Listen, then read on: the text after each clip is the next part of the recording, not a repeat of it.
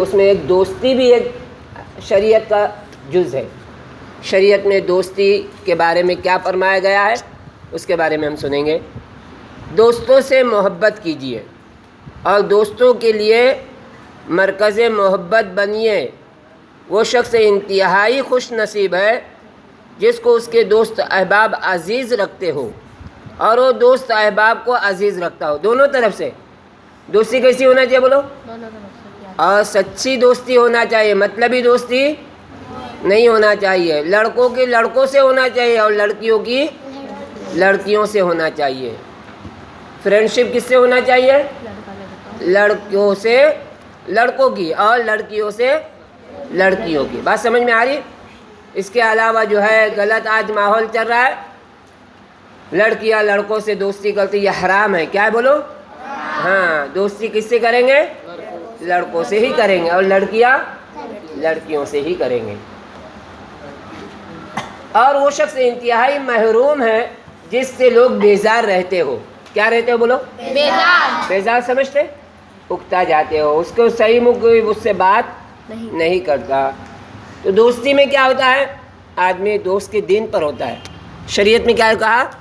آدمی دوست کے دین پر ہوتا ہے۔ انسان کی جس سے جیسی دوستی ہوگی ویسے اس کے اثرات اس میں پیدا ہوں گے۔ اور وہ لوگوں سے دور بھاگتا ہے۔ جب بیزار رہتے ہیں تو وہ لوگوں سے بھی دور بھاگتا ہے، اور وہ مفلس نہیں ہے جس کے پاس دولت نہ ہو، بلکہ حقیقت میں مفلس، سب سے بڑا مفلس وہ ہے جس کا کوئی دوست نہ ہو۔ کیا کہا؟ جس کا کوئی دوست جس کا کوئی دوست نہ ہو۔ دوست کی زندگی زینت سفر حیات کا سہارا ہے اور خدا کا انعام ہے۔ دوست بنائیے اور دوست بنیے۔ نبی کریم صلی اللہ علیہ وسلم کا ارشاد سنیے، کیا فرمایا نبی کریم صلی اللہ علیہ وسلم نے؟ مومن سراپا الفت و محبت ہے، اور اس آدمی میں سرے سے کوئی خیر و خوبی نہیں جو نہ دوسروں سے محبت کرے اور نہ دوسرے اس سے محبت کرے۔ بات سمجھ میں آ رہی؟ قرآن کریم میں بھی اللہ تعالیٰ فرماتے ہیں والمؤمنون والمؤمنات بعضهم اولیاء بعض، والمؤمنون والمؤمنات بعضهم اولیاء بعض۔ مومن مرد اور مومن عورتیں آپس میں ایک دوسرے کے دوست اور معاون ہیں۔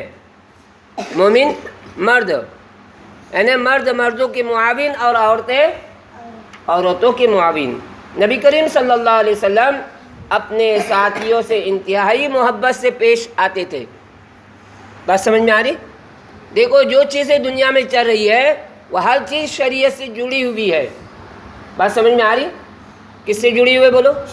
شریعت سے جڑی ہوئی ہے، یعنی ہمارے مذہب اسلام میں ان چیزوں کی ترغیبات دی گئی ہے، تو ان چیزوں کو فالو کریں گے۔ بات سمجھ میں آ رہی نا؟ ہاں۔ اور ہر ایک سے یہ محسوس کرتا ہے کہ نبی کریم صلی اللہ علیہ وسلم سب سے زیادہ اسی کو چاہتے ہیں۔ نہیں سنے تم نے؟ کیا سنے؟ ہمارے نبی صلی اللہ علیہ وسلم اپنے ساتھیوں سے انتہائی محبت سے پیش آتے تھے، ایسا لگتا تھا کہ سب سے زیادہ مجھ سے محبت کرتے، حالانکہ سب کے ساتھ کیسا برتاؤ تھا ان کا؟ محبت کا تھا۔ تو ہر ایک کے ساتھ اتنی محبت کرتے تھے، اس کو لگتا تھا سب سے زیادہ محبت مجھ سے ہی کرتے۔ حضرت عمر بن عاص رضی اللہ تعالیٰ عنہ کہتے ہیں کہ نبی کریم صلی اللہ علیہ وسلم اس توجہ اور خلوص کے ساتھ مجھ سے گفتگو فرماتے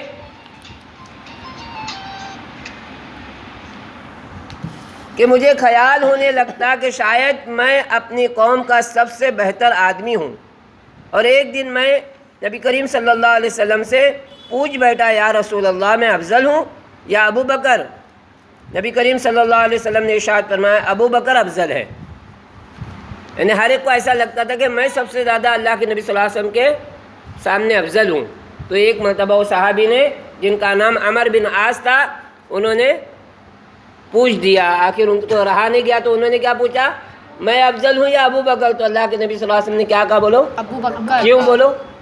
کہ ابو بکر کی دوستی جو تھی وہ جان پر کھیل کر انہوں نے دوستی کا حق ادا کیا۔